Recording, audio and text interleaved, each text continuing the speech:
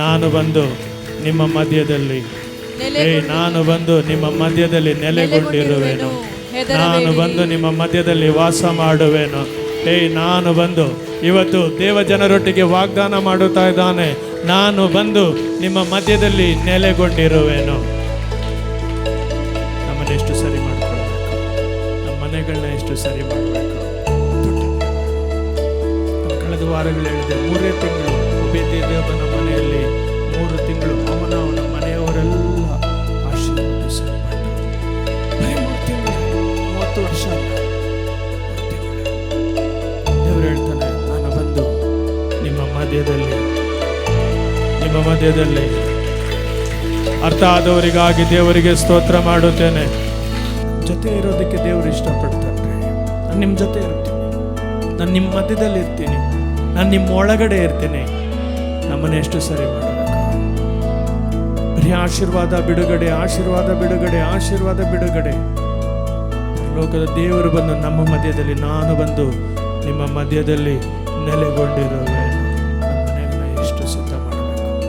ರಾಜಾದಿರಾಜನು, ಕರ್ತಾದಿ ಕರ್ತನು, ದೇವರಿಗೆಲ್ಲ ದೊಡ್ಡ ದೇವರು ನಮಗೆ ವಾಗ್ದಾನ ಮಾಡುತ್ತಾ ಇದ್ದೇನೆ, ನಾನು ಬಂದು ನಿಮ್ಮ ಮಧ್ಯದಲ್ಲಿ ನೆಲೆಗೊಂಡಿರುವೆನು. ಹೇಳುವಾಗ ಬಲವಾದ ದೇವರ ಸಾನ್ನಿಧ್ಯ, ಸಭೆಗೆ ದೇವರು ವಾಗ್ದಾನ ಮಾಡ್ತಾ ಇದ್ದಾನೆ.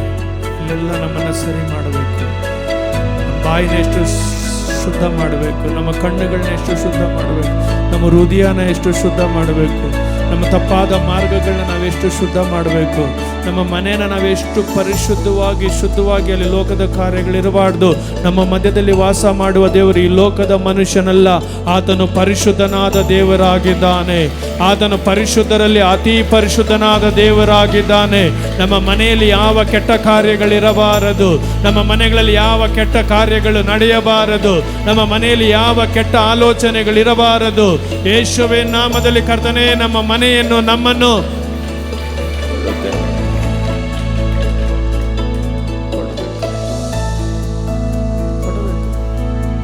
ಹಂಗಂದ್ರೆ ಹಂಗೆ ಜೀವನ ಮಾಡಿ, ಹೇಗಾದ್ರೆ ಹಾಗೆ ಜೀವಿಸಿ. ದೇವರೇ ಆಶೀರ್ವಾದ ಬರಲ್ಲ ರೀ, ಯೇಸು ತಂಗದ್ದಿಲ್ಲ ರೀ.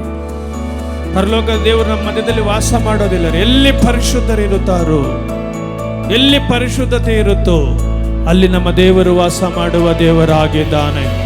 ಅಶುದ್ಧರ ಮಧ್ಯದಲ್ಲಿ, ಅಶುದ್ಧ ಇರುವ ಸ್ಥಳಗಳಲ್ಲಿ ನಮ್ಮ ದೇವರು ವಾಸ ಮಾಡುವವನಲ್ಲ, ಅಶುದ್ಧರನ್ನು ಪರಿಶುದ್ಧಗೊಳಿಸುವ ದೇವರು.